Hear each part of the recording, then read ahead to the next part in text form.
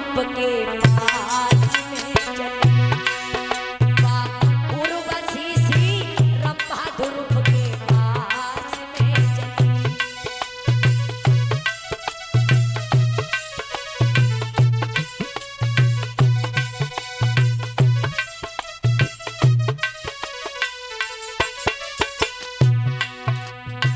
पहले परीक्षित जी जब कोई तपस्या करता था तो ऐसी ऐसी लड़कियों को रखा जाता था, रंभाओं को, जो डिगा देती थी, उनके तपस्या को भंग कर देती थी।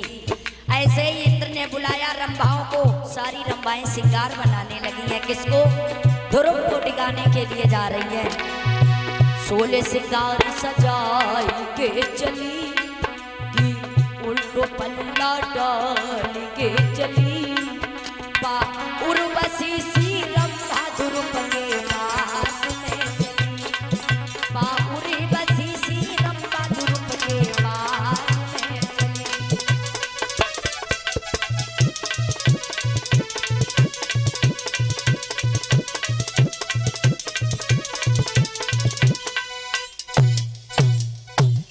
16 श्रृंगार बनाया और चल दी लड़कियां।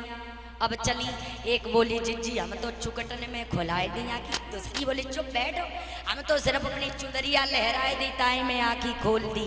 और एक कवि ये लिख रहा है क्या कि मोहल्ला बिगाड़ दयो, ये कवि ने कल्पना की है कि मोहल्ला बिगाड़ दयो, और जाई ठगनी ने मोहल्ला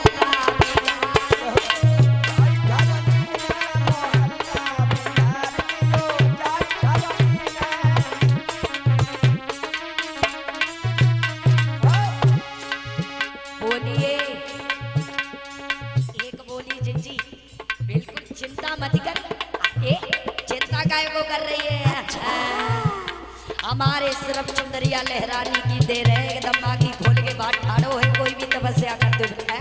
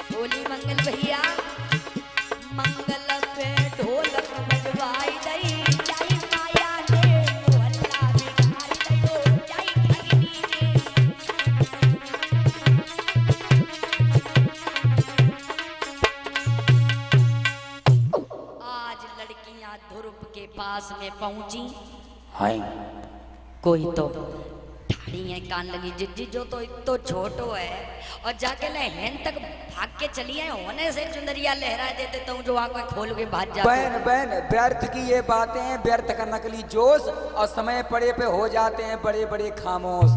निक जाते भिड़ के देखो तब मालूम पड़े।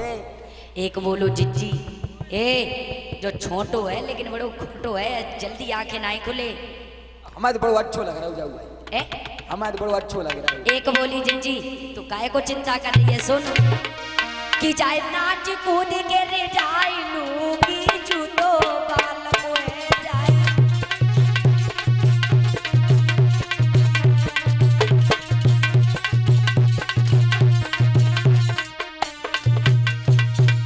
एक बोली चिंता करने की कोई बात नहीं है, जाए तो नाच गाए के रे जाए ली, एकदम आके खोल दी। चिंता मत करो,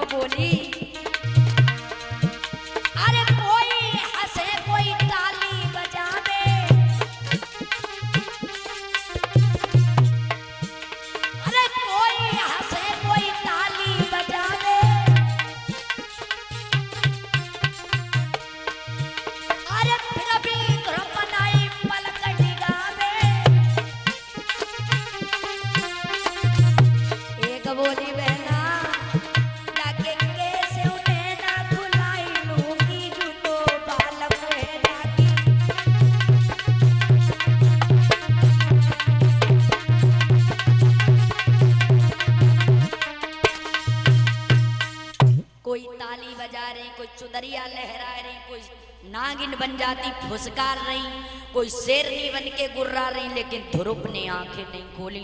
अब दूसरी बोली जिज्जी भाग चलो काहे को बेइज्जती करा रही, जो लड़का नहीं है जो आंखें ना खोलन वालो है, हैं? दूसरी बोली है जब विश्वामित्र जैसे तपस्वियन को डिगाए दो तो जो लड़का तो बड़ी छोटी चीज। एक बोली है मैं ऐसे नहीं जाने वाली हूं, तो सुन ये मेरा सजना समरना, ये दीदी सब बेकार।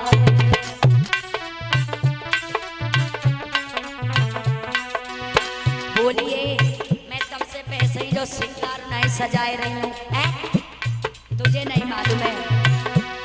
ये मेरा सजना समरना, ये दीदी सब बेकार है, चोले समाधि न खुल जाए या से जाना अब बेकार है।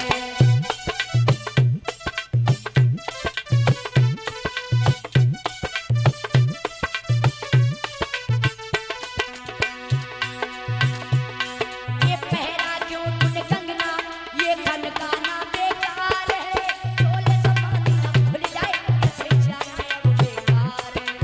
मेरा सजना समरना, हाय दीदी सब बेकार है।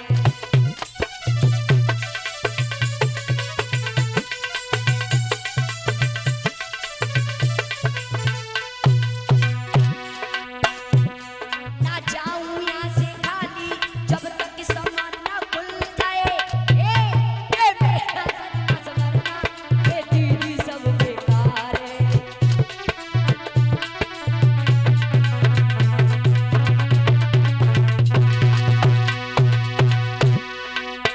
बोली बहना जोले जब समाधि नहीं खुल रे, जोले जो लड़का आंखी नहीं खोल दी तोले हम जहाँ से हटन वाली नहीं है। ये क्यों फेरा मैंने कंगना, ये कनकाना बेकार है, मेरा सजना समरना, ये दीदी सब बेकार है।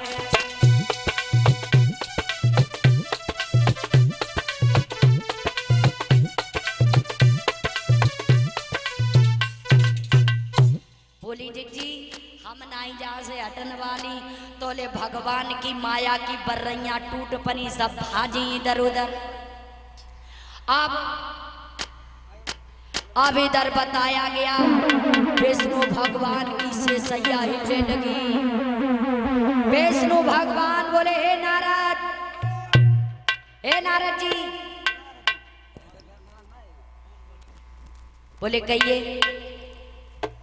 बोले कौन तपस्या कर रहा है? नारद बोले और 5 मिनट तक धरे रहोगे तुम्हें आटा दाल को भाव मिलो जाते हैं।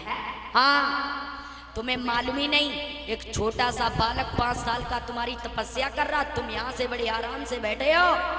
जब इतना सुना भगवान नंगे पैरों भाजे, जब नंगे पैरों भाजे ध्रुव के सामने पहुंचे, लेकिन ध्रुव आंखें ही नहीं खोल रही।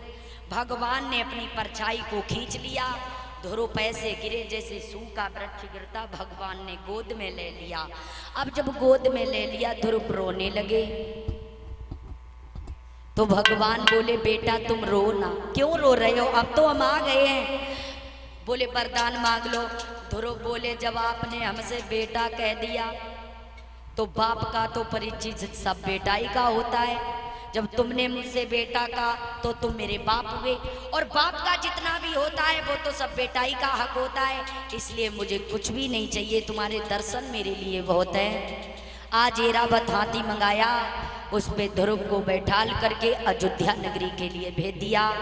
अयोध्या वासियों ने देखा कि ध्रुव आ रहे हैं, जितने बुजुर्ग लोग थे सारे लोग पैदल पैदल भागने लगे ध्रुव के दर्शन करने के लिए। ध्रुव कहने लगे भीलवान हाथी को रोक दो। क्यों? क्योंकि तुम्हें नहीं पता है मेरे गांव के लोग बुजुर्ग लोग पैदल पैदल चल रहे हैं, तो हम भी पैदल चल के जाएंगे। और परीक्षित जी आज को लड़का अगर मोटरसाइकिल से आउट हुए तो हारन मार दे, एक साइड हट जाओ, मर जाओगे अभी। वैसे हो तो मन वाले हो, तुम्हारी मौत हमारे पीछे ले ले फिर रही है, ऐसे हारन मारते हैं। लेकिन ध्रुव पैदल चल के गए। आज सबसे पहले अपने मौसी सुरची के पास में पहुंचे। सुरची ने दरवाजा बंद कर लिया। बोले अब बहन मुंह नहीं दिखाएंगे, कैसे बालक को मुंह दिखाएंगे। ध्रुव बोले मौसी अगर तुम ऐसी बात ना कहती तो शायद मुझे भगवान के दर्शन नहीं होते, इसलिए चरणों को छुआओ। आज सुरची ने दरवाजा खोला। ध्रुव ने चरणों को स्पर्श किया। अपनी माँ के पास पहुंचे जो रो रो कर अंधी हो चुकी थी। ध्रुव बोले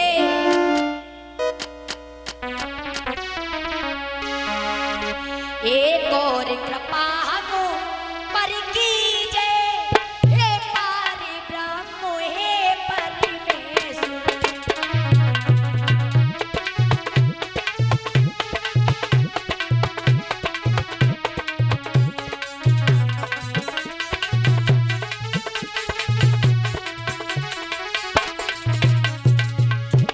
ध्रुव बोले भगवान से विनती करके प्रभु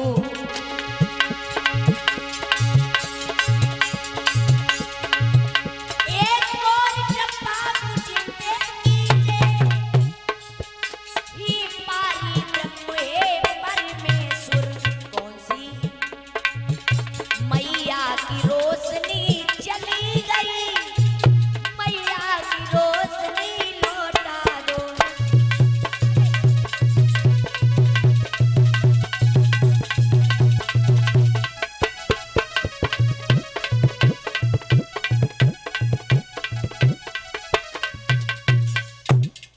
ध्रुव भगवान से विनती करने लगे एक और कृपा हम पर कीजिए, हे पार ब्रह्म हे परमेश्वर। हमारी मैया की रोशनी चली गई, मैया की रोशनी लौटा दो। जब इतना कहा है ध्रुव ने कमंडल से जल के छींटे मारे, रोशनी फिर से वापस आई। बोलिए भक्त वसल भगवान की। आज बताया गया इधर भगवान के दर्शन ध्रुव ने सभी को कराए।